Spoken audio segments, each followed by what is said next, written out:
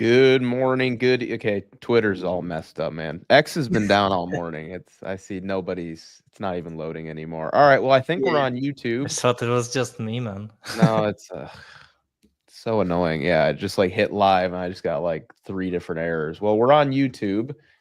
I guess I can't tweet it out. So, all right. Well, hopefully people find us on YouTube. It's kind of annoying. But anyways, guys, good morning, good evening, good afternoon, wherever you are in the world. Thank you so much for joining us for another episode of Market Check, brought to you by BB. Hopefully, you guys are able to find the stream live. If not, maybe you'll be joining us a little bit later. But yeah, it seems like X is having some issues this morning. I can't even get my X to load right now, actually. So I don't know about you guys, but it's not looking so good. Hopefully they figure out whatever is going on over The there. crash is so bad that X has crashed. Sentiment was so bad on X, they just crashed the whole site. So Basically. Honestly, it might be better. Louis, you're X lagging is- super hard too, bro, by the way. Like so bad. So bad. The worst lag I've ever seen. Guys, we're gonna figure this out. X is down, Louis is lagging. Now he's gone. Ragged. Yeah, I can't even tweet the link out. So it's like people probably think we're not even live or something like that. Wow. Crazy way to start the show without even being able to let people know that we're live. But all right, yeah, guys, thanks so much for being here. We will get into markets, lots to discuss. Kind of a weird weekend, right? Like Sunday was here. Louis back. Let me get him up here. Sunday was a complete bloodbath. Wasn't really like any news or anything like that. It was really just like a crazy technical sell-off on a Sunday. We've basically come back up and filled in some CME gaps, which is good. Bitcoin already filled in its CME gap. ETH filled in, I believe, most of its CME gap, which I guess if you're bearish, that could be good. Like you got that retest out of the way right away. If you're bullish, you're probably thinking, well, we tagged it early this morning and now we're kind of back down. So, we'll see what happens. But yeah, really kind of weird, aggressive sell-off on a Sunday. I can't remember a time in crypto when we've had this many CME gaps. I feel like every weekend we get a CME gap now. And I don't know about you guys, but I remember it being a lot less frequent than it is right now. I feel like maybe once a month we'd get a little CME gap, but it feels like the past couple months we've had one, I mean, damn near every weekend. I might be embellishing a little bit, but there's been a lot. So it seems as though the new puppet masters enjoy their weekend volatility, which sucks because we don't really get to enjoy any casual weekends anymore. It's like you get a lot of trading view alerts popping off when you're hanging out with family and friends and stuff like that. But anyways, I digress. Louis, Jackus, good morning. Tell me how you guys are feeling about this market. Looks like we got Wabi as well. What do you guys make of There he is. Wabi? Yo. Good morning, brother. Yo. Thanks for joining us. Fuck. What do you guys make of the Sunday sell-off that we had? That was really aggressive. And Wabi, you just missed this part. I was saying to the guys how I don't remember a time in crypto when we've had this many CME gaps. Like right now, it seems like who's ever controlling this market, like whoever is the puppet master, really enjoys their weekend volatility. There's been so many CME gaps recently, but let's start with Louis, I guess. Louis, like, what do you make of the Sunday sell-off, man? That was pretty aggressive. Yeah. Kind of atypical. There wasn't any news. It just like happened, right? But Yeah. what do you make of it? Yeah, no, I talked about that this morning on our call. Like, been noticing Sundays have been the new day, right? The Sunday before the last, we had the pump, right? And then this Sunday we're having a dump. But they've kind of been more or less directionless, right? Like, I always talk to the Discord guys, and I always say, always be wary of weekend moves. Always be wary of holiday moves where, let's say, the stock market's closed, right? But crypto's always open. So you always kind of have to be skeptical of these moves because they are low liquidity days. The stock market's not open. And you 9 out of 10 times you see these moves either fully retraced or 75% retraced, and then you kind of see the market do what it wants to do from there.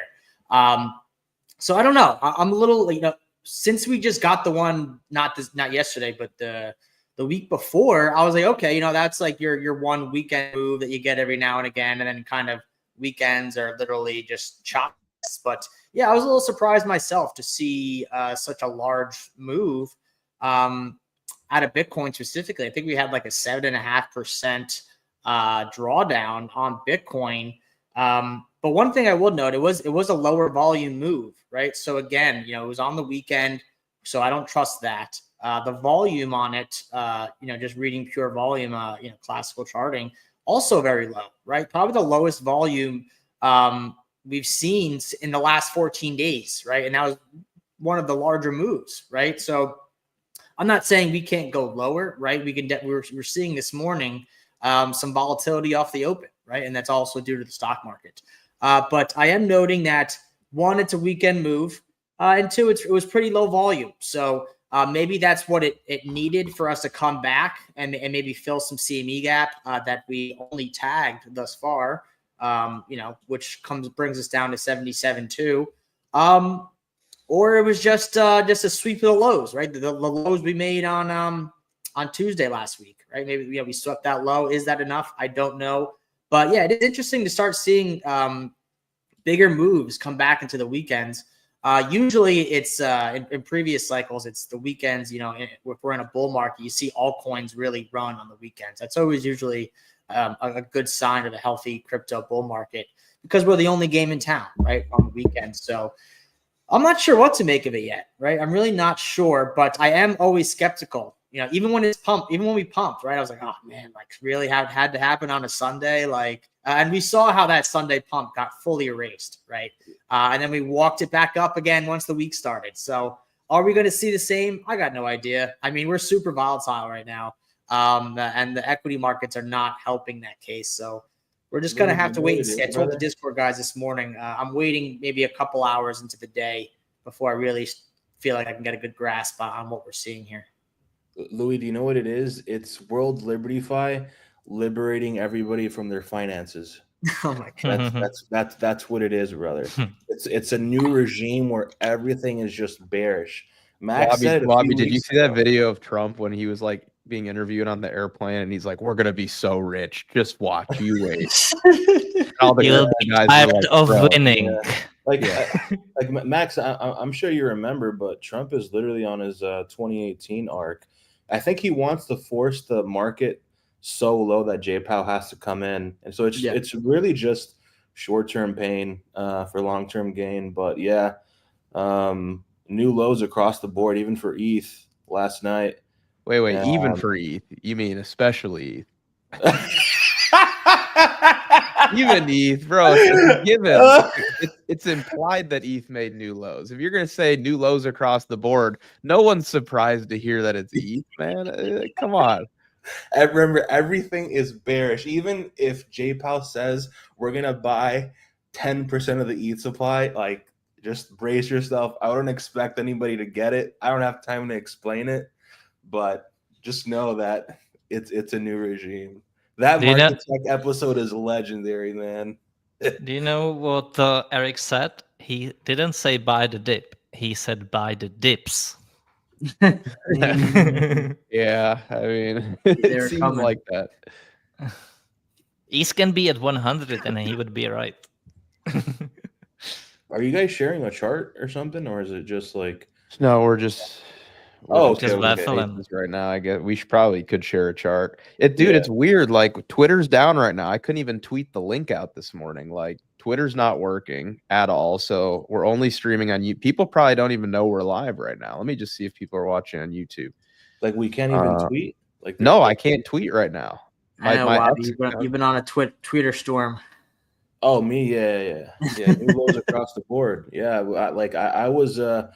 I was being clowned for whatever reason. It's like, dude, I went through 22. I went through 2018. Like, I'm not just saying this to be greedy, but one thing I won't do in this regime is short crypto. It's not your standard bear market. even if it's just a mini bear market, whatever you want to call it, because your stop loss is literally one tweet away, and I'm not willing to get in front of that train. I'm just not. Yeah. I'm not that stupid. There I'm there is dumb, there is a crazy amount of headline risk right now for those using like too much leverage. I think if you're gonna trade with leverage, right, you kind of have to almost like really just like lower the leverage, like treat it like a spot position, like Yeah. like an inverse spot position. Because you are right. Like, think about all the people that had hedges open last Sunday. Wait, 2 Sundays ago, when Trump dropped the strategic digital asset reserve news, right? They Yeah. got blown out of good hedges, and then it just went right back down, right? Yeah. So you're totally right about that. It's not like, if you remember in 2022, all you had to do in 2022 was either short the day before a CPI or an FOMC, and you were good. And the bounces were very minimal. Whether it's this time, it's very sporadic. It's really volatile in both directions. Like, even taking a look at XRP, right? Like on Friday, I was mentioning how like even XRP is about to go into a downtrend. And you look at stuff like XRP and BNB last week, and that you might have said, oh, they look pretty strong. Maybe they're indicators of a bull market that's still strong. But as we all know, Jackus, you remember 2018, Max, you remember 2022. Whenever most of the market looks weak, the number of relative strong alts eventually catch up to majors in the broader market. And more specifically, equities. Equities new year-to-date lows. That's the first thing that we need to see flipped, right? The indices flipping their yearly open. S&P down to 5,600. NASDAQ hemorrhaging. But one thing I will notice that's pretty interesting, what Prometheus mentioned on Friday, was talking about international markets, right? International markets are printing money. And this is something that I think is pretty interesting. International markets, Eurozone and all that stuff, they're printing money. Asia's printing money. And you see indices like the DAX and Hang Seng up like 10% year to date, whereas America is hemorrhaging. And shout out to Tommy and Jackus, by the way, who were long Baba and a few other Asian stocks that are doing pretty damn good year to date. So I do think at some point the reversal is going to be pretty strong. I just don't know when that is, and honestly, I don't mind missing the low off of a few points, honestly, because at the end of the day, we all trade altcoins here, and altcoins across the board are at new lows right now as we speak. Even Hyperliquid, right? That thing looks awful, absolutely terrible. So, Jackus, if you want to touch on that, right? Maybe like touch upon international markets, because I do want to give you credit. I do remember in the summer of 2023, you were mentioning how sometimes we have to do broader market analysis, right? And at that time, you were mentioning how other central banks started cutting rates, paused even while the U.S. was still hiking rates. And that's one of the things that you're pretty good at, Jackus. So I'd love to hear your thoughts on that too, brother. Well, first of all, thank you, Bobby, for the kind words, and props to you for remembering that, because I feel like most people don't. Yeah, I can touch on all of it, and like intermarket analysis is one of my absolute key things that I do. It works absolutely amazing on the hard time frames, and that's where I operate mostly, and where you can get the most amounts of precision, in my opinion, from the years I've observed the markets. So that's kind of where I am now. I'm incredibly bullish on obviously the Chinese market, as I've been saying for a while. I started to build that position last year in September, August. That was we saw the first impulse, and lots of people faded that. They thought, hey, that's just escape pump, something, have fun, it's still a bear market and so forth. Since then, we've produced another leg, and I feel it's been confirmed now. And it's not like I am rooting for China personally. China.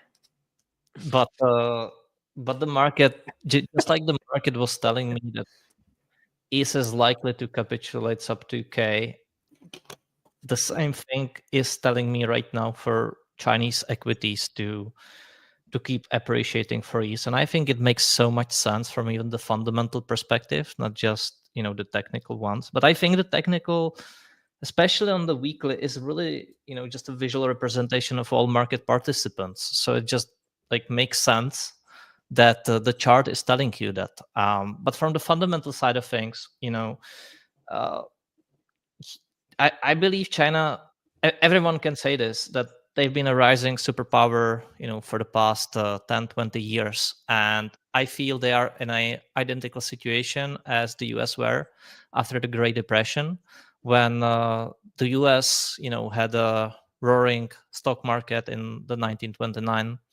Then everything started to crumble and things went down, minus 80, minus 90% back then. And it lasted for 3 years. Now, the bear market for Chinese equities also lasted 3 years now, which is identical situation. And in the time period, they are carving out very clean, long time frame bottoms. So that's from the technical side of things. Lots of, they had their fair crisis. They had lots of, they had all those empty cities, right? Lots of real estate agencies basically went kind of bankrupt there. People rushed to buy physical gold. They were lining up in kilometer long queues to buy physical. So that's the sign of the problems they had temporarily, which caused the bear market that we saw since 2021.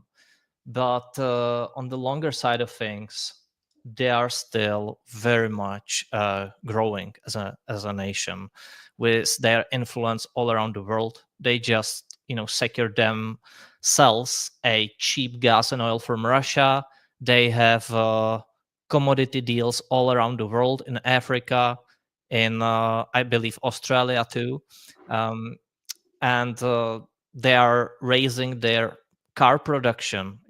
They've been irrelevant in the last years. Nowadays they are exporting more cars than ever before, and Europe used to be like the car producer of the world, and they used to export to China. Now it's other way around, and Europe car sales in China has absolutely crumbled, while the Chinese car sales are starting to ramp up.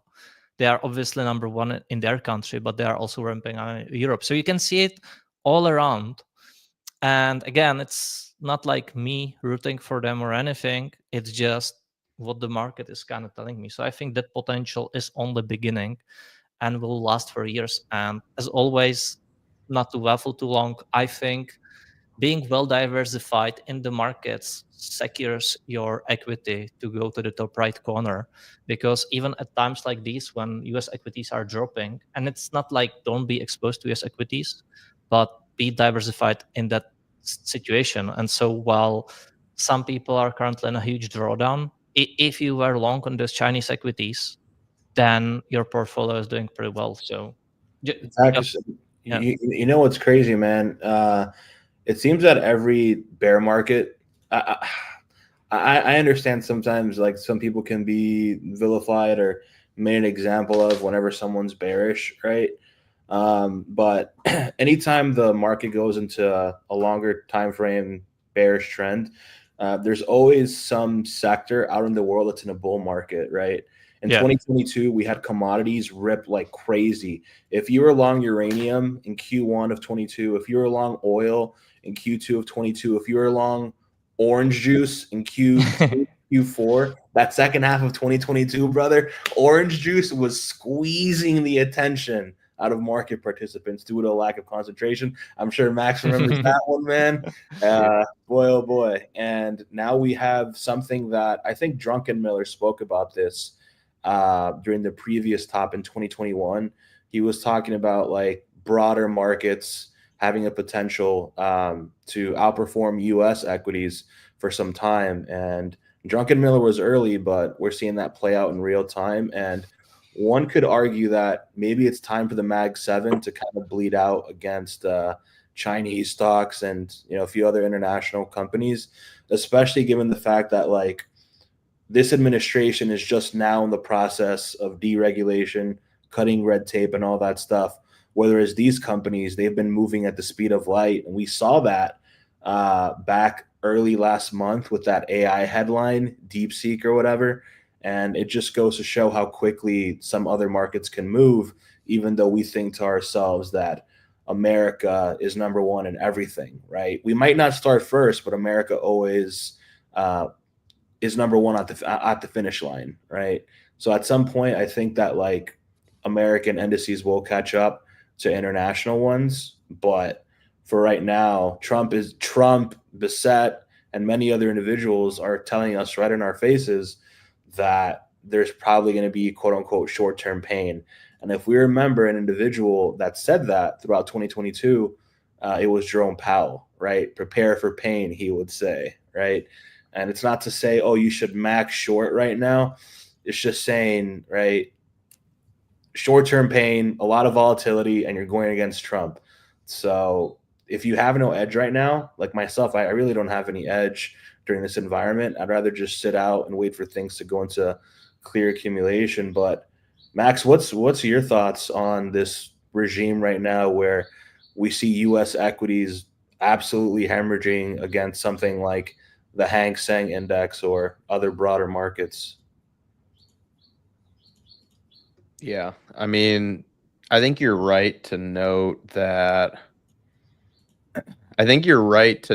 Like it seems as though Trump just wants this right now, and there's all this speculation about he's trying to create, really shake things up and create some turbulence in order to more or less kind of stiff arm, monetary policy, or like push monetary policy that will be long-term beneficial, at least, for his interests.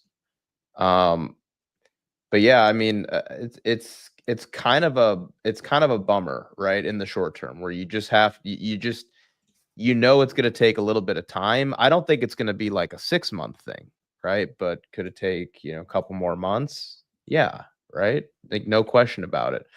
And I think all of us at this point are fine with it, right? You're like, okay, there's going to be some short-term pain and it's going to be okay long term, but we just need to kind of brace for impact in the short term.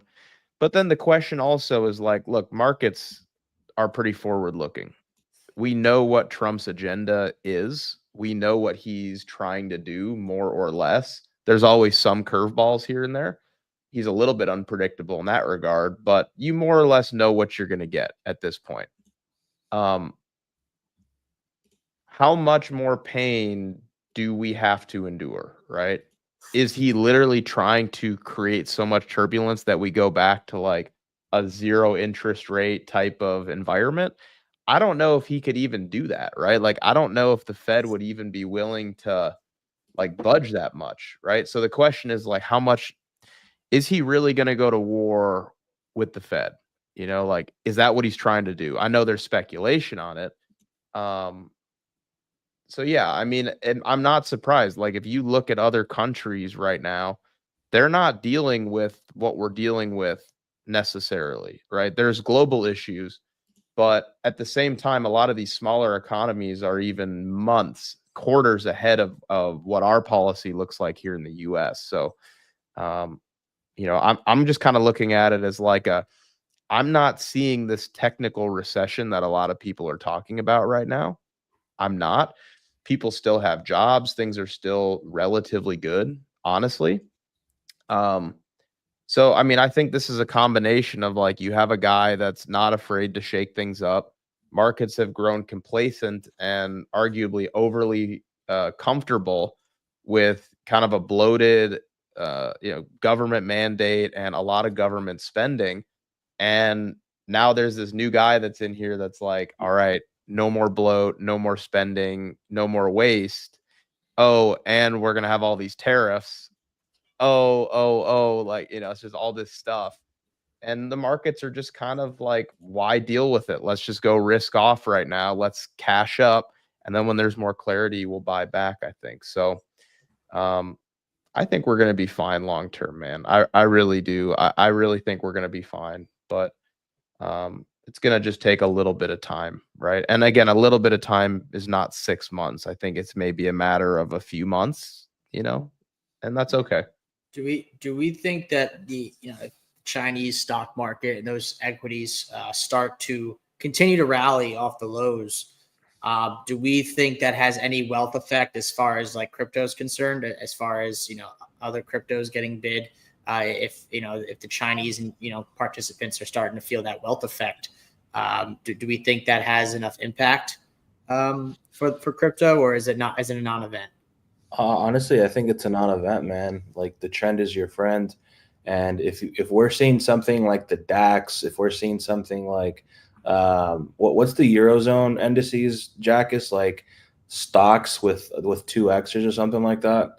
If we're seeing the Hang Seng all up 10+%, and U.S. indices are rolling over, which is predominantly how Bitcoin moves over the last couple of years, and altcoins continue to make lower lows, I think honestly this all resolves in a giant nuke across majors where they're all down 30% plus, as we did on Well, hang on. August. Bitcoin is down. Like it was down like 30% already, like from the high, isn't it? It's down like 28%. Are you expecting another 30%? Or are you... Yeah. Like an Oh, wow. August 5th kind of situation.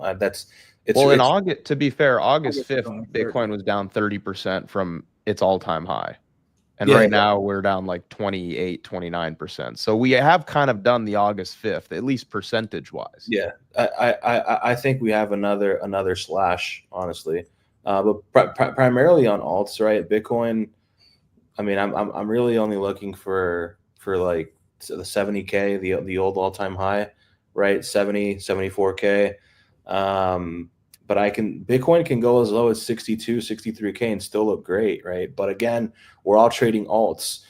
We've seen Bitcoin make a double bottom last night at 79K. I think actually, earlier today at 79K, just above its low that it set last week.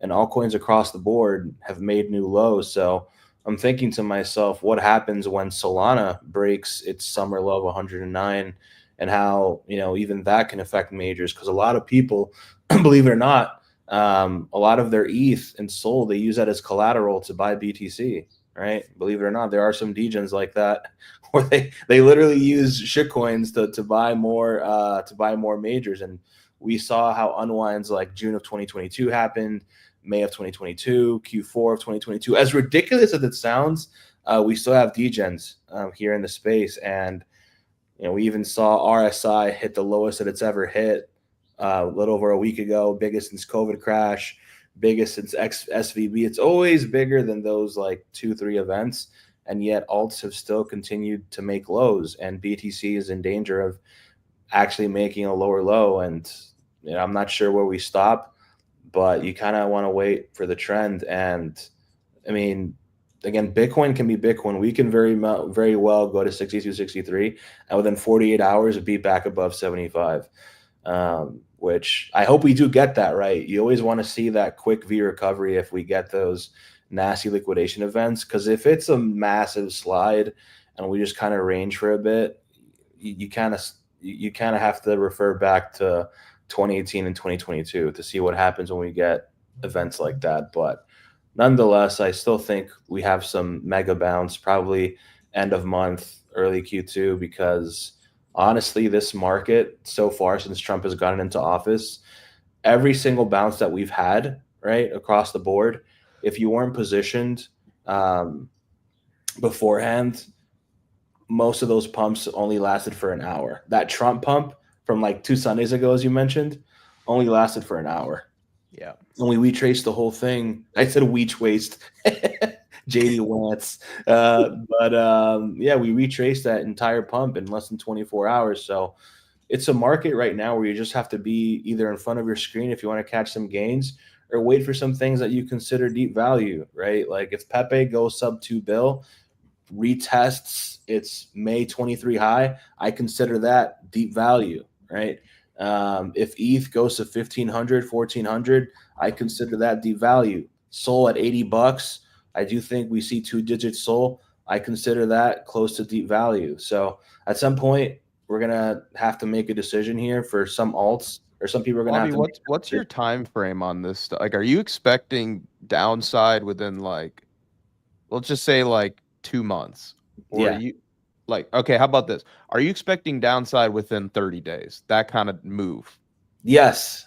Okay, so Yeah. you're expecting it to be over quickly. Like you want Yeah. boom and then back up, right? Yeah. I do think there are some like balances to play, but overall, in my opinion, I think the bull market is what we consider bull market, things going to price discovery week after week. I think that starts off after the usual summer dump, either in August or September. And that's just my dubious speculation. But I'm sort of leaning 50-50 because number one, if Max, and I know you and Donnie, you guys have both charted the previous Trump regime, right? And every single year, with the exception of 2018, which was a bear market year, you can call it Trump seasonality. I hope it doesn't get quoted and misquoted, right? But the trend during a Trump regime doesn't really start until Q2, right? 2017, we didn't start until Q2. 2019, we didn't start until Q2. 2020, we didn't start until Q2. And that's sort of like the bull inside of me, right? But if I'm just taking a look at the market for what it is, I'm thinking to myself, Trump wants to look really good for midterms, right? He wants all his people in both the House and the Senate, keep his people that are already there in, so that all this crypto legislation that he's trying to pass, all these executive orders can pass, and the US government can start buying crypto, right? So I think by Q3, number one, quantitative tightening stops, and we go into Trump pump only mode, straight pump super cycle for 3 years, baby. So So it's like we could have a little bit more downside. Like I Mm. I don't mind your scenario if it means that if we're gifted like the QE ZERP environment again, right? Yeah. Like I'll deal with all the short-term crap, the drawdown, the psychological torment. That's fine. I can deal with it. I've been in crypto for years. Like I've been through some pretty, as have you guys, garbage conditions. I was born in. Yeah, Bane. I was born in the bear market. Bane. Funny enough, BB was actually born in the bear market, which is a story for another time. But you are right to say, Wabi, like we could go lower, right? Like I don't know if I see Bitcoin sub 70. I don't know if I see that. I feel like I could wrap my mind a little bit more around like retesting the March high or like a little deviation below it. So like, I mean, let's just say like 70 to 74, right? Like that wouldn't surprise me because we even just looking at the chart now, like we're kind of in a local range here between 70 what was the low of the wick? 79, 78 something. Yeah, 79.1, and then last week it was 78.2. All right, so upper 70s and like, lower 90s. That's our range right now after having marked down. I could see us deviate that range low, right? Like I could see us deviating that range low, reclaiming that range, and then we move up from there. Like that wouldn't surprise me that much, right? So I think we could see an environment where like we continue to chop around, dink around, no one's having a great time. But then we kind of settle into like this idea that the low is in, the Q1 turbulence of Trump taking office, just like we saw in Q1 of 2017 when he had his first 90 days in office. That time period is now over. The market accepts that there's a new normal. And because of the turbulence that we've seen and the pressure applied by Trump, we get QE, or at least the ceasing of QT, hopefully a couple more rate cuts, and we run this thing back, right? Just like we did in Q2, Q3, and Q4 of 2017, which again was Trump's first year in office. So, Louis, I see you got your chart up. I'll just put that on the screen there for you. But anyways. Now we're in market check, guys. But before we continue, We're going to need a few things. I'm honestly shocked that nobody here on this panel has mentioned this. We got some work to do. We have a lot of work to do. Guys, I'm sorry to be the bearer of bad news, but we need to get those likes up. We got to get those likes up. Louis has his charts, and the last thing that we need is for Louis to bring up lean hog futures overlaid with the US 10-year. And I mean, you guys have been tuning into the show for a while, and you know that when the likes don't come up, Tucker brings out his favorite chart of all time, which is long end yields against lean hog futures, or even worse. Wobby, we don't even have to do that. We just put up everyone's favorite altcoin and they watch it. I mean, that's just as painful. Yeah, that's just as painful. Yeah. But yeah, guys, hit the like button. We're still here showing up, rain or shine. Yeah. Soybeans are at higher time frame support, guys. Guys, you want to know something? So is the like button. Did you know from July of 2022 all the way till January of 2025, orange juice, amidst the lack of concentration on the ETH Foundation, has outperformed Ethereum for 2.5 years. Orange juice outperformed ETH. That's incredible, man. But if you guys, I think everything's outperformed ETH, right? Yeah, I think like every stock, even the bankrupt garbage shitcos, have outperformed ETH. I'll just say this: even bonds have everything. outperformed years. Orange juice actually looks like a rug. Orange juice is actually like it actually pulled back extremely hard over the last few weeks. But yeah, Louis, go ahead and cook, man. I see you got the chart up. Yeah.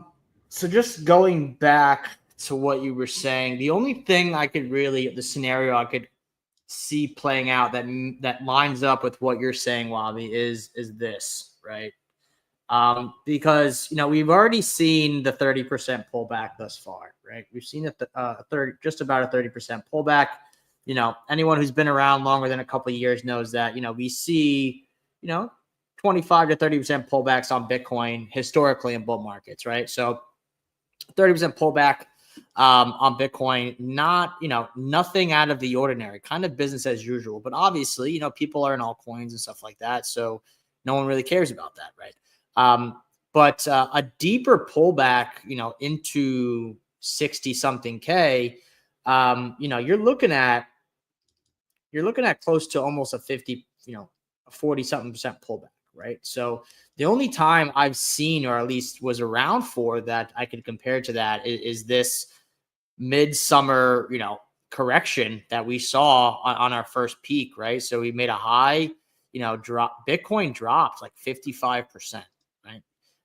And looks like it was going a lot lower, right? It was kind of big drop, maybe a little bounce, but we were just slow bleeding. We were kind of losing support. We were dabbling around that area. And then we did, Bitcoin did turn around and, shoot back to the upside, another 130, 100, whatever percent. But the only difference is with a move this deep, right, and this big of a correction, like Bitcoin never really made new highs, right? We had the obviously famous deviation back inside, and this was more or less just a sweep of the high before starting the bear market, right? So this was a good environment for altcoins, right? There were alts that ran hard on the first leg of this Bitcoin move, and there were different alts that ran hard on the second leg. And it was hard to find an alt that ran hard here and then also ran hard here. So, I mean, if you do get a move like this, right, or what Wabi says, right, and we see a bigger correction, you accumulate the clear accumulation that he's talking about wanting to see. You can see a scenario where Bitcoin does rally. However, when you're coming this deep, you saw what happened to Bitcoin when it tried to go for another leg. It just didn't happen, right? It just didn't happen. So the only argument I would say is, you start pushing above that 30, 35% pullback area, which would be somewhere in here, right? You start coming down into here, right? You're re-entering, this 8-month range we put in, right? And I think the timing of this is significant. Like if this was just a couple weeks and it was a small little consolidation went like this and we were coming back into it, not that significant, right? Hey, you know, but Louis. this is go ahead. No, I was just gonna say, man. Did Louis Freezer? Oh no, he's good. He's good. I just wanted to mention in 2017 in September when BTC peaked at 5,000, we actually had a 38% pullback, and that would bring Bitcoin right now from its 110K peak that it hit in January. Right, even though it was a marginal high, like it wasn't even that crazy compared to the volume that we had in December. That would bring us back to like 68K if we pull back as we did in September of 2017. Right. And again, we're going against Trump and his regime, which is to bring markets as quickly down as possible to then refinance our debt and pump markets and cut rates and go up only where it favors growth companies, right? I just wanted to mention that. No, I know. I know what you're talking about. I wish I had this chart. I don't even know if that's it. But you got to go to the Bitfinex chart. Yeah, I would have to go to a different one. But and yeah, so like if you're saying 68, 69K, that that kind of gives you room to come into this obviously clear level of support. We have like our last bit of internal liquidity pretty much on this, since what we've seen out of the election, right? This is our last bit of internal liquidity that's sitting in between like 71K to like 73, right? Which also lines up with, your massive market support, right? Your market structure here. So, I mean, yeah, could we see a little stab in here? Sure. Right. This would give you your, 68, 69K. But like we would need to see a quick recovery out of here, in my opinion, and kind of similar what I'm thinking about ETH as well, right? If we are to see a stab lower on ETH, and you believe, or your thesis is that we're going to have, a continued cycle, it would need to be a quick correction, right? Because you come into this level, right, and you start getting price acceptance back inside this multi-month range. In my opinion, that's very bearish, right? That's very bearish. This was ultimately, you got a breakout, but there was no continuation, right? So if anything, this was just a false breakout. You're back inside major market structure. And if anything, you're going to at least trade back in this range for this foreseeable future. Right? The last time we did was 8 months. Pain, baby, pain. Right. Yeah. So that would be pain. Right. So the only, again, comparing it to 2021, this is your best case scenario. But again, I don't know if we come 50% to the downside, we see another rally on Bitcoin. That just doesn't really make much sense to me. So yeah, worst case scenario, you can flip this, come back into this, your market structure, retest your breakout structure as support.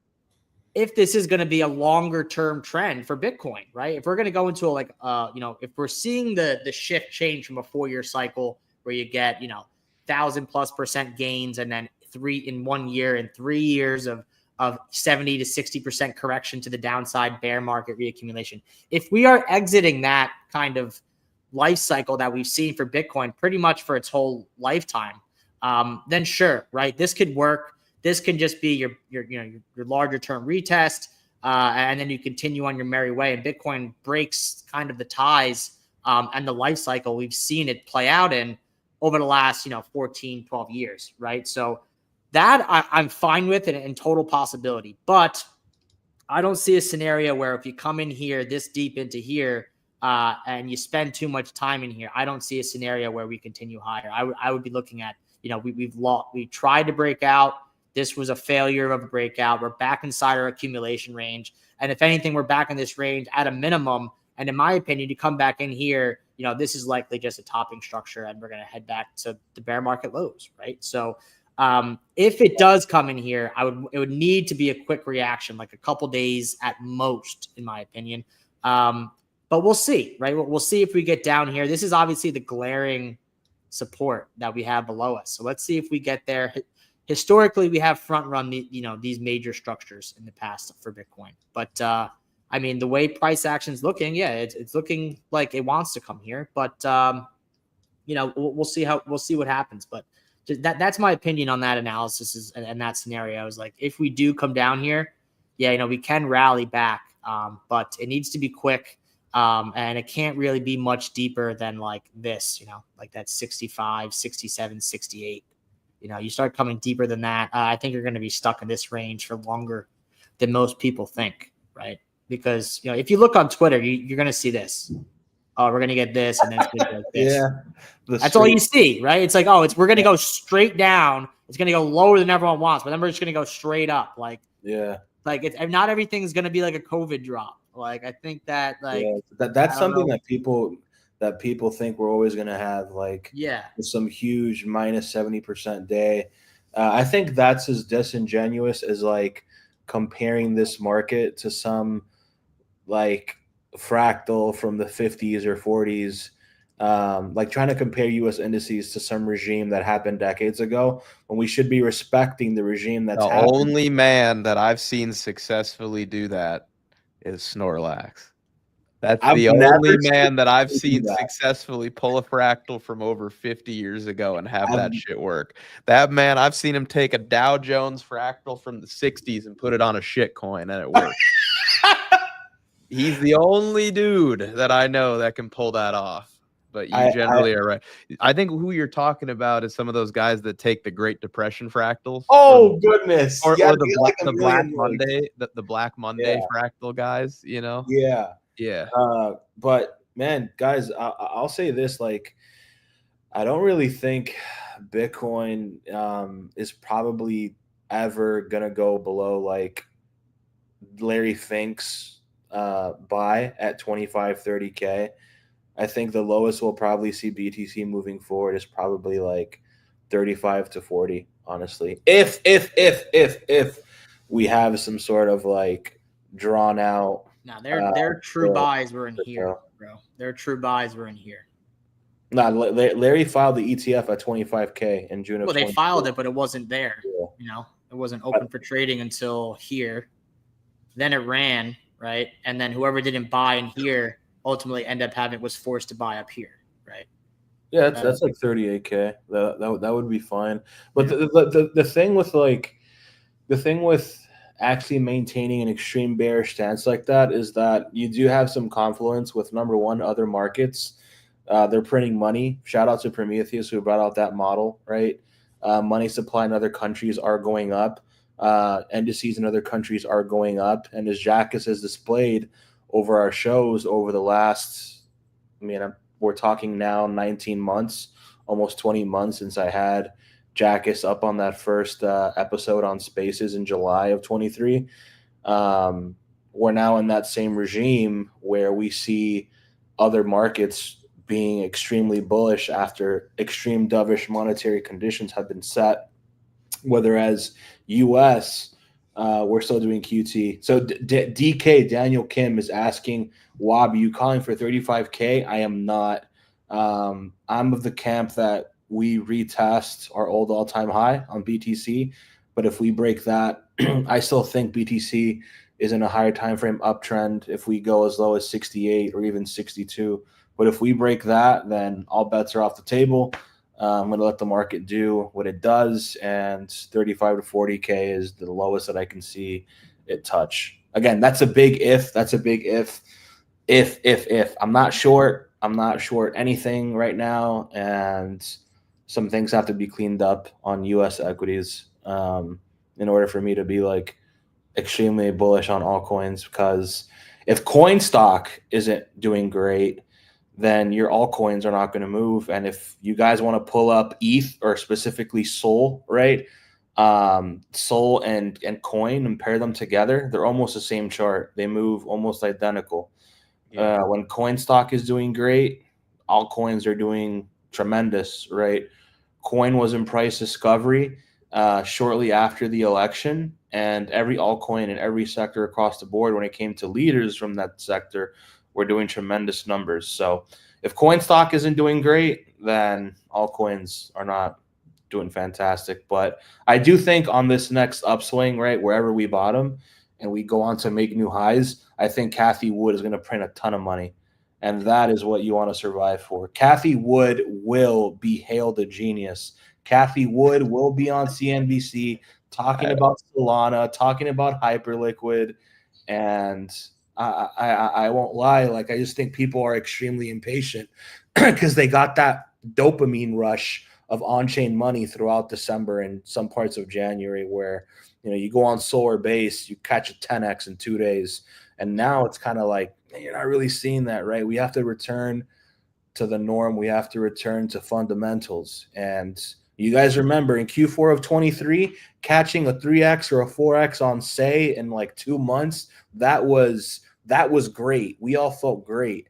Now it's like, oh, if I don't catch my 10x in 2-3 days, you're a LARP. You don't know what you're talking about. And if you're wrong on anything, oh, I'm gonna hunt you down. I'm gonna go crazy on you. When it's like, hey, like don't you know who you're talking to? You're talking to a niche micro influencer celebrity. A niche internet micro celebrity. That's right, man.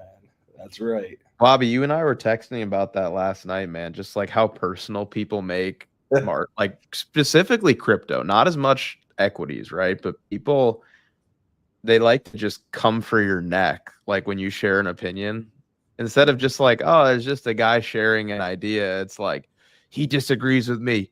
Make sure he knows everybody hates him. It's like, it's so weird to me, right? And this has been such a tough bull market, man. It's I think this makes last cycle feel like a cakewalk for me, man. Like, we started off this cycle really strong, right? We were way out in front of our skis, all-time high before the halving, kind of a mini alt season, like others' dominance rallied, but not for that long. It was like a few months, and things were looking pretty good. And then, things just slowed down. And to be fair, like, objectively, this is not my opinion, besides Bitcoin, nothing has really happened since March of last year. Like, if you look at total 2, total 3, others, pull up one of those, Louis, one of the excluding Bitcoin, and then high time frame it for me. Give me a weekly. Really not much has happened since March, Like, if you had just sold everything in March and left, you really wouldn't have missed anything. You'd probably be like, damn, like, that was a great expedited cycle. We got a scam pump when Trump won, but that's it. Yeah. And I'm not suggesting that we won't do anything after this. I'm just saying that's why the cycle's been so tough, is that we rallied hard in January, February, March, Bitcoin all-time high before the halving. And besides the Trump pump when he won, we haven't done anything. Yeah. Everything went back up to range highs and then right back down. So it's like, it's the psychological torment component of all of this, where it's now March of 2025, and we basically topped, besides the Trump pump deviation, in March of last year. We've spent the past year doing nothing, right? Which is a surprise to me. I figure we would have done something by now. But that's why it's been so tough, man. It's literally been, Louis, what day did we top in March of last year? Was it literally March 10th? I feel like it was literally March 10th. Yeah, something like that. First week of March. It's been literally a year of nothing, right? It's been a year of nothing. And by the way, I'm not suggesting that we're going to have another year of nothing. I'm just saying, like, you've basically wasted a year of your life, positioning for a bull market that just hasn't come yet. And I think it will, but it hasn't yet, right? So it's tough.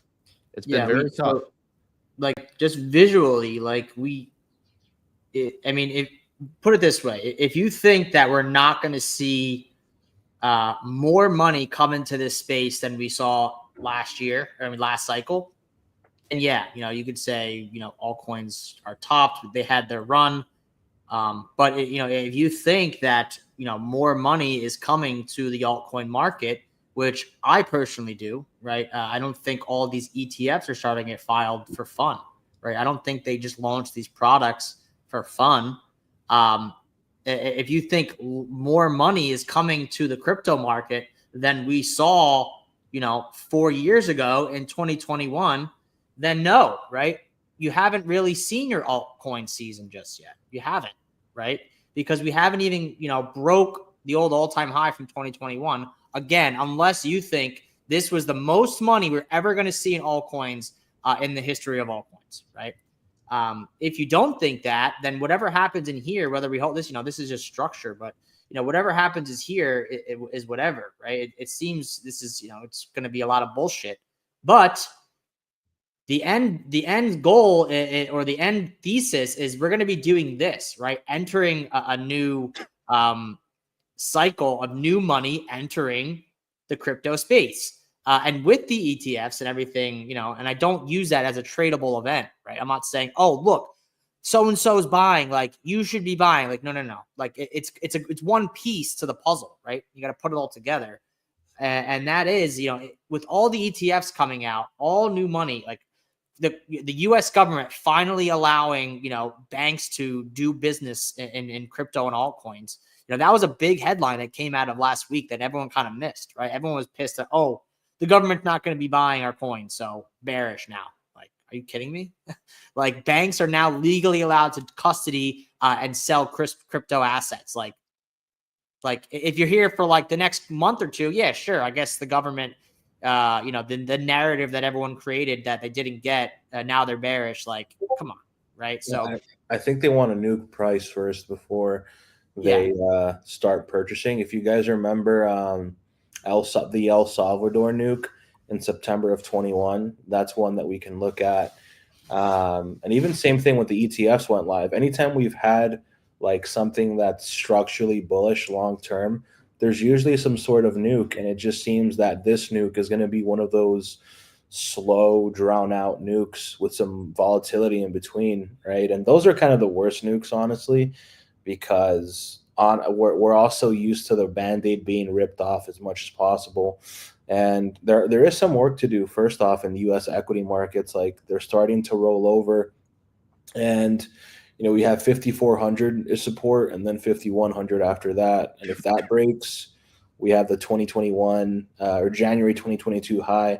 But I don't think equities are going to draw down that much, honestly, because like if equities pull back another like 5% from here, you're talking trillions in collateral being risked to getting liquidated, and you don't want to see that happen.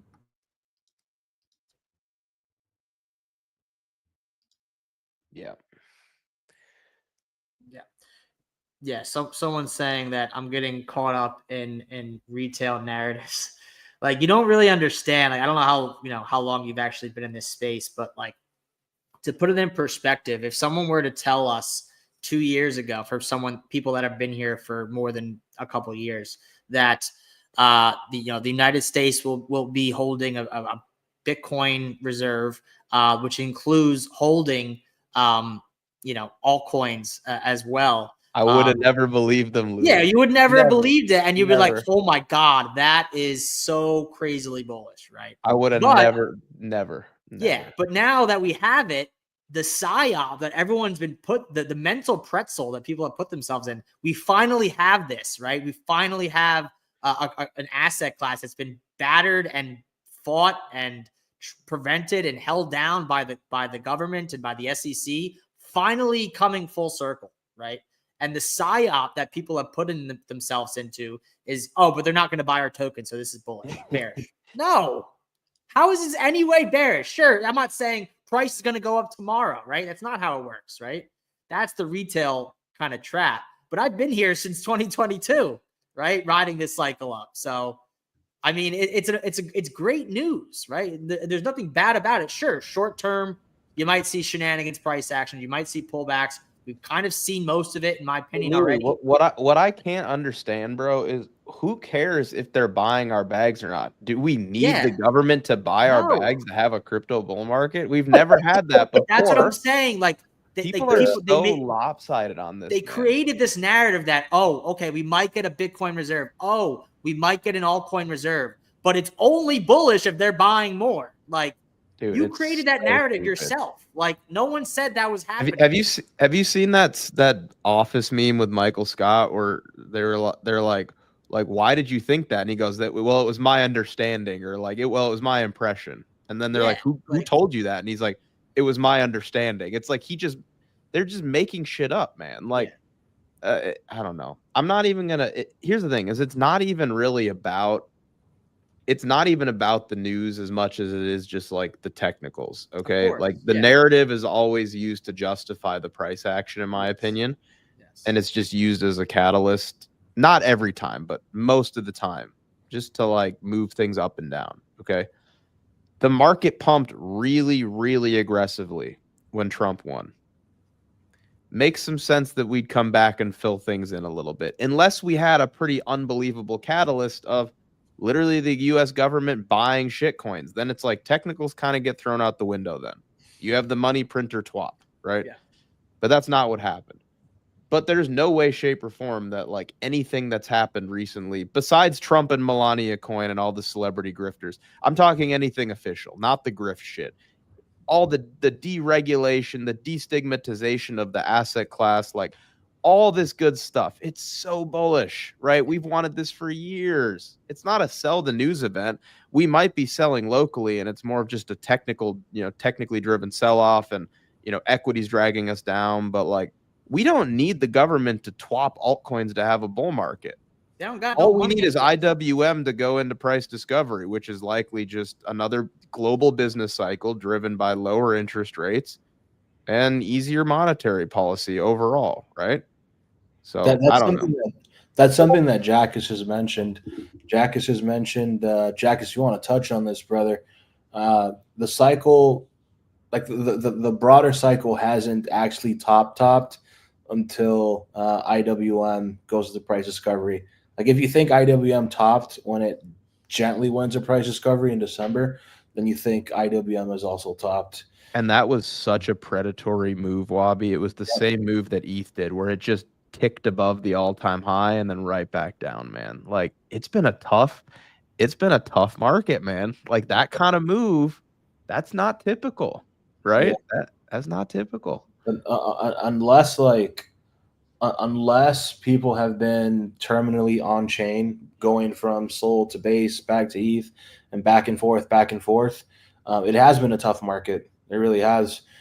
Like, don't even get me started with Solana, right? Like, you have to rotate every few weeks, and those are just the conditions that were given to us. And yeah, Jack, if you want to touch upon that, man, feel free to do so, brother. You haven't spoken in like 30 minutes or something.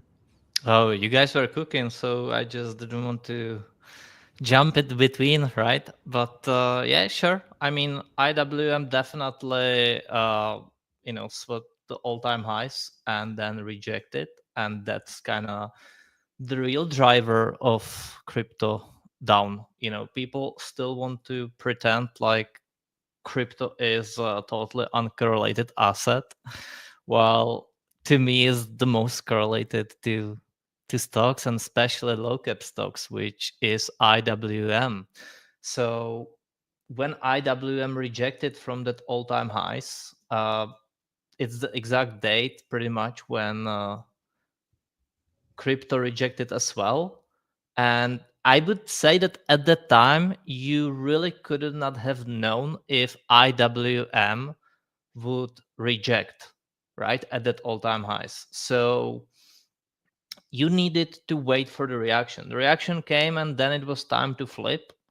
Right now, it's playing out, but I do think that IWM will head to new highs. I do not see a reason why it shouldn't. But I think you, Wabi, have the same approach right now as me, which is kind of wait for this to play out. Yep. And then we are ready, right? Like you need to have. I mean, it's totally fine spotting these trend changes, then persevering your capital, and then be ready to redeploy it at the right time. And I think right now the risk is unwinding, and we can easily get back into the market not so far from now, in my opinion. I still think that we will be at higher prices by the end of the year than we are now, for sure. And Jack, because I just saw something pretty cool on your chart, man. wait, what? IWM, I saw something pretty cool while you were going over the price history on IWM. IWM usually has a little test of its previous high and gets relentlessly nuked before continuation. So perhaps that's what we're going through right now, man. But yeah, it is something that I've been looking at for years. Myself and Tucker, we made a video here on the BB YouTube discussing IWM ripping to the upside and how that correlates with some of our altcoins in the crypto market, and they go hand in hand, brother. Very much hand in hand. Totally, they do. And yeah, I listen. I think IWM has still lower to go right now, but I think it has closer to bottom than it has to the top already. And when it hits new highs, new all-time highs, that's when the real alt season begins. And that's also when ETH is above 4K. And I said many times, I think real alt season begins when ETH is above 4K. It's always been the barometer for the market. And I think, we could couple that with Sol. By the way, I think the competition between Sol and ETH is definitely healthy.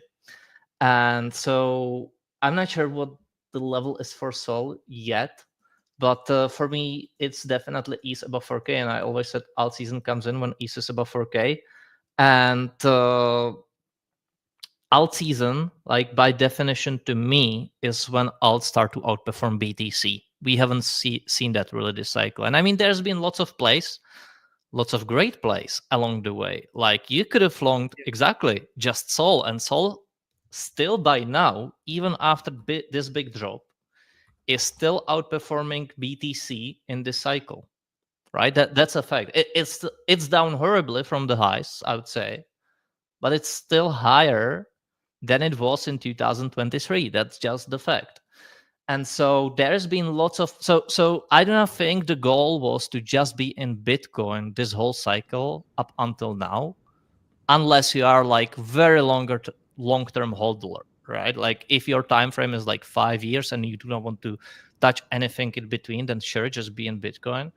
But I think there has been some great plays along the way, whether it was Sol, whether it was XRP, whether it was, Pepe, whether it was lots of other stuff. But until the conditions really get easier, you need to be very trend sensitive. You need to be reactive. And so we, by any definition from prior cycles, we were supposed to get it alt season by now. We were supposed to get it like 300 days ago, just looking at prior cycles time-wise. So that got postponed so much. And all you can do is just patiently wait for it and persevere your capital until it truly comes. I think it's coming. I think it's coming when IWM breaks that all-time highs. I think it comes when Fed finally begins to ease the monetary conditions and starts cutting the rates. And I think that is coming with the yields dropping too in time.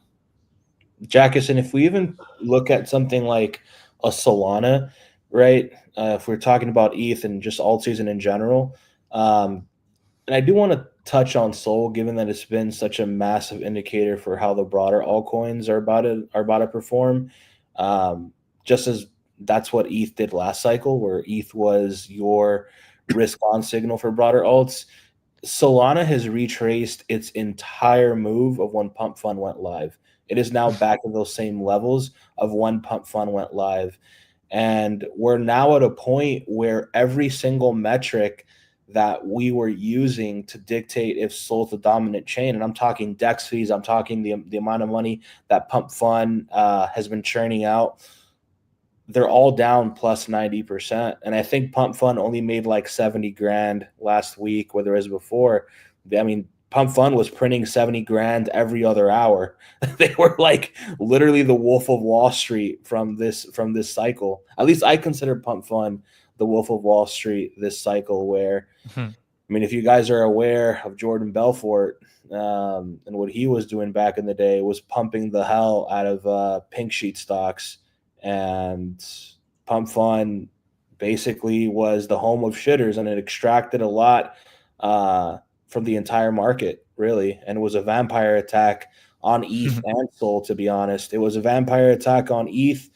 I mean, Pump Fund was the attention of the entire market, right? And it was also a vampire attack on its own native chain, because they would relentlessly send Solana to Kraken and dump it. I think they've sold like $500 million in Sol in one and that was every single time when they would send Sol to Kraken, they would one clip it, and I think Sol was also held back this cycle, but I don't know. Pump Fund probably still comes back later this year or next year whenever the bull market continues, and it's just the nature of greed. Like if you're bullish on greed coming back to equities, then Kathy Wood is going to make a ton of money. Kathy Wood makes money. IWM probably doubles from here, to be honest. And Jackus, you even mentioned something pretty interesting. The IWM is trading, like the market cap of IWM is trading just above the total crypto market cap. And if they both move in tandem, right, and IWM doubles from here, then crypto total market cap probably goes to like 6 trill, close to 7 trill, right? Just some dubious speculation on my end. And where does that take alts? One must ask, especially if monetary conditions are about to change in the next 6 to 12 months on a bullish note for the U.S., especially given that U.S. often has a lead lag compared to other markets, right? Like eventually they follow what other nations are doing. You think US is following what other nations is doing, or it's vice versa? Where is the lag? So like if we look at what China's doing on how they're printing money, if we look just how like I guess looser monetary policy in general, in other nations, I think the U.S. is going to follow that. Truthfully, first we have to stop with quantitative tightening. I think the announcement that the Fed is officially going to be done with quantitative tightening is going to have the same effect that markets had when Jay Powell said that, all right, we're going to end QE in X date, right? And that's when markets topped, November of 21. And that's basically when the bear market had started. But except I think the reaction is going to be a lot more aggressive. When QT stops, the candles that are going to appear on majors are going to be absolutely insane, in my opinion. I think it's going to be. I still think what this market needs right now, like I get that discussion around QT, but I do not think it's necessary. I think what this market needs right now is like this risk to unwind fully. Have all the garbage go to zero or just levels it will never recover from. Let all the majors kind of reset as they are doing. I think again, I think they are closer to bottom than they are to top for sure. And what you want to see from the US government is not really them buying your bags. Like that's not what you want, what you need, especially not from taxpayer money. What you want is them setting an environment in which the crypto companies can prosper. You're gonna set low taxes on crypto. You're gonna set clear regulatory framework for it, and for the damn fuck, you're gonna stop SEC from sending a wealth notice to every single crypto company. Like they've done this under the Biden administration on purpose when they've attacked every single crypto company, some directly and going into a lawsuit with them, while the others, all it took was just sending them wealth notice and they got shit scared and stopped basically, and that killed the whole momentum. And basically when it came to people, all people started doing is just said like nothing ever matters, it's just chart and it doesn't matter what I buy. So they just started to buy random tickers with no utility behind, and that's kind of where the space was. And what needs to happen again is lower the taxes on the space, establish regulatory framework, let the companies just work and innovate. Don't stop throwing stuff into their way. And yeah, people need to regain the trust in the space, and that needs to come from actual projects, delivering some final products. Actually, people need to believe. Right now, they don't, and I think when that comes, I think the speculation comes back again. That's always going to be part of the market. Whenever markets go up, speculation arises to a big degree, and I do not think it's even bad. I think it's part of the game. It's fun.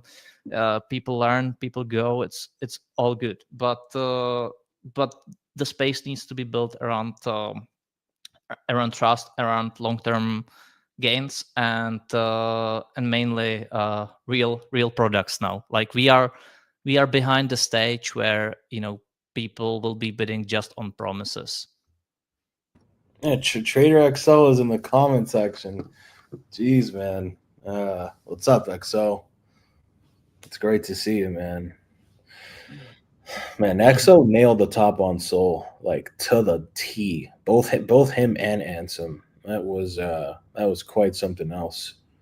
Hope you're well, XO. I would never put those two in the same bunch. XO is a legend. Here's the thing. Ansem is pretty good, man. Here's the thing. Ansem can trade. Ansem can trade, but he also posts videos of him peeing in urinals on the timeline.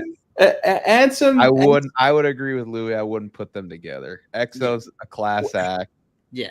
So, when it comes to majors, trading, Ansem has called every major top, including last year's in March, Sol's in January, the broader markets in December. He is a beast, man. It's a lot of noise, right? Like it's hard to. I'll be honest. I'm not even trying to hate. Like I don't know the guy at all. It's hard to follow him because he posts so much random stuff. Yeah, I understand what you guys are saying. I'm just sick of guys like him in this space. Honestly, they're just annoying. There's just a lot of, like you said, a lot of noise. Whatever. But anyways, yeah. My only thing is right. When people say that we had our quote unquote alt season, like where was the drop in Bitcoin dominance during that alt season? Right? Where did we see Bitcoin lose dominance to altcoins? We haven't seen it. I think it's because like a lot of the flow from Bitcoin dominance came from TradFi, and if you want Bitcoin dominance to trickle down, I think the first thing that we have to look at are altcoin flows, right? Like you want to see things like the Coinbase app going up, like to be number one. We saw the Moonshot app going to number one when we had that little drawdown on dominance when Trump became president. We already had that drop in dominance. It was when Moonshot went from a valuation of like 2-3 mil to almost $1 billion, and then they had that huge acquisition. And the flows from alts so far this cycle have not been enough to destroy the TradFi bid. That like Bitcoin dominance going up is the TradFi bid. It's not so much like regular people like us, right, in mass buying BTC as it occurred last cycle, and then we sell off our Bitcoin to buy alts. It just hasn't really been that way for a long time. As a matter of fact, so you think people that are like the TradFi bid, so quote unquote, like you don't think they're gonna eventually take profits on their Bitcoin buys and buy other ETFs?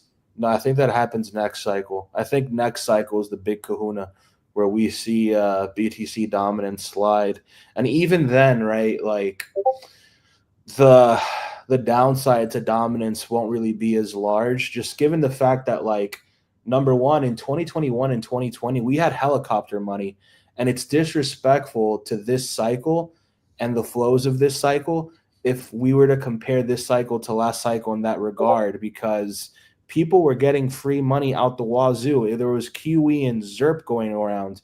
Almost every single crypto hedge fund was exposed to Luna. Every major firm in crypto was exposed to Luna and buying Luna, and you had this endless cycle of lending and borrowing to buy more Luna, to buy more Sol, right? And we just don't have that right now. We don't really have that right now. No, so, I would agree with that. I would compare this cycle to more to 2017 than last cycle for a lot of reasons. Yeah. Even with 2017, the volume was so minimal to push these assets. I mean, you can ask XO, right? Like all the altcoins that were trending, right? Neo, for example, Neo pumped so severely because its market cap was like 5 mil, 3 mil. People were on Twitter talking about low cap gems at 100K market cap. You only had a handful of things to choose from as well. You didn't have. I agree with that. Right? For those that remember, XO remembers Cryptopia, Ether Delta, specifically Cryptopia.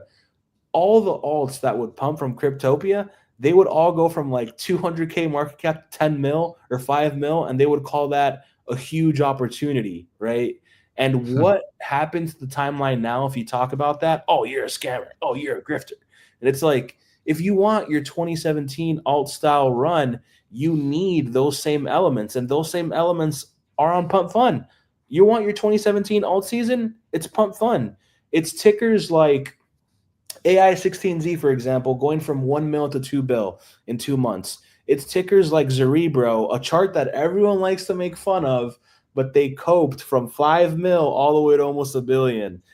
Same thing with ARC. Same thing with all these AI tickers from November to January. It was AI tickers going from 5 mil to 500 mil, 600 mil, 1 bill, 2 bill.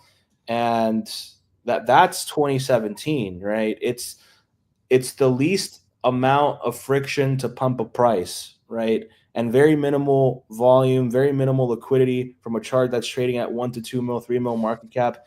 It's not from these altcoins that have bag holders that want to sell at range highs. That's the issue with this cycle. You have a lot of holders holding their bags that relentlessly want to G their stuff the moment we get to range highs. Like, people have come to an agreement for whatever reason that this space is a scam, and they want to sell their bags at break even instead of actually believing in the tech, right? That's the difference. People want to sell their bag as quickly as possible, whether it's last cycle and the cycle before, there was an incentive to hold. Last cycle, it was, oh, DeFi, it's going to change the world. The cycle before that, blockchain is going to change the world. And now it's just the tokenization of attention. Which comes back to what I was saying, Bobby. Yes. And if we look at attention trends, right, we want to pay attention to attention trends. People have the mental capacity to only focus for 15 or 20 seconds. TikTok, right? Twitter, you have these viral videos that are only 30 seconds to a minute long. You know what that does to our brains? It turns us into animals, right? We want to go from one thing to the next. So I don't think you're wrong. I don't think you're wrong in pointing out there was a lot of like one, the very short attention span, right, of market participants, the constant rotating, the lack of incentive to hold. There was more incentive for most people to try to rotate and catch, the day or the week's new, generational wealth ticker, right? Every week there was a new, like, Binance just listed, poop coin A, B, or C, and it just went from like nothing to a billion, right? And then it just sells off and goes to zero. And then you try to hit the next one, right? There was a ton of that. However, I also think that narrative, that tech narrative, that incentive to hold is more driven as a result of price appreciation of your L1 than it is actually the tech, right? I really think it's just a matter of, if we could have had from March of last year until now more of a sustained bid in Sol and ETH and BNB, rather than Sol, ETH, and BNB rejecting at range highs multiple times, I think we would have had more sustained bids on solid on-chain projects and more wealth creation. I don't think the problem was paper-handed on-chain degens. I think it was L1's ability to break their range highs. So I think if you see later this cycle, I think if you see ETH finally break 4K and BNB break $600 and Sol break $300, and we get real price appreciation out of these major altcoin L1s, then I think you're going to see a lot more people feel incentivized to hold their on-chain shitters and their microcaps, because there's this on-chain wealth creation that's happening. The perma bid comes from L1 appreciation, not legitimately the tech, right? The tech is a meme, and it's going to be a meme for years, in my opinion, right? I think that's the problem. I think we need a sustained bid, which again goes way back to earlier in the discussion. We need IWM in price discovery, right? We need lower interest rates. We need QT to stop. There's a whole bunch of things, right? But that, in my opinion, is what plagued this cycle. Yes, there was a ton of crime. Yes, people kind of paper-handed a lot of stuff, but it was more a result of L1's inability to break out and have a sustained bid. In my opinion, again, just one man's view, And I think we're coming full circle to that. I think the scourge that we've seen in the memes, I think people are realizing they're fed up. They've had enough. And I think second time around, when we do swing back the other way, because guess what? Markets don't go one direction forever, right? When we do swing back the other way, I think people will be way more interested in bidding, those bigger L1 tokens versus dumpster diving in the shitters. And then down the line, if we do get a frothy environment, then you go and you dabble and you gamble in on-chain land, right? That should be the normal kind of series of events, and I think maybe we'll see that. So, and guys, why are you hating in the comments? Why do you come in here to hate? Like, I'm just reading some of these comments, like we're just some guys hanging out on YouTube talking about like crypto, and then you guys, like, not all of you guys, most of you guys are great. You come in here and you're like, poking at certain people on the panel and like, being aggressive. It's like, just come hang out. Like, you don't need to be angry. Like, I'm sorry. Like, if you're holding bags and you're frustrated and you're down, just leave crypto for a bit. You don't need to start your own so show. Angry. Start your own show. Create your own original thoughts. Yes, you don't need to be so angry. Talk, we're doing. Here's the thing, we're doing our best. And if our best is not good enough for you, then you can go find somewhere else to hang out, right? There's plenty of good content creators out there. You don't have to be here, right? No one's handcuffed you to a radiator and, put VR goggles on you and is making you watch Market Check, all right? Just enough with the negativity and the hate. Like, it's all good, guys. It's all good. It's just crypto. It's not that deep, all right? Yeah, Trader XO comments, a hateful mindset is like carrying a heavy stone. It weighs you down more than it hurts the one you aim at it. Preach. Why? It's true. You're not going to find more success in these markets by being angry at other people. I can promise you that. That's the only guarantee I will make you.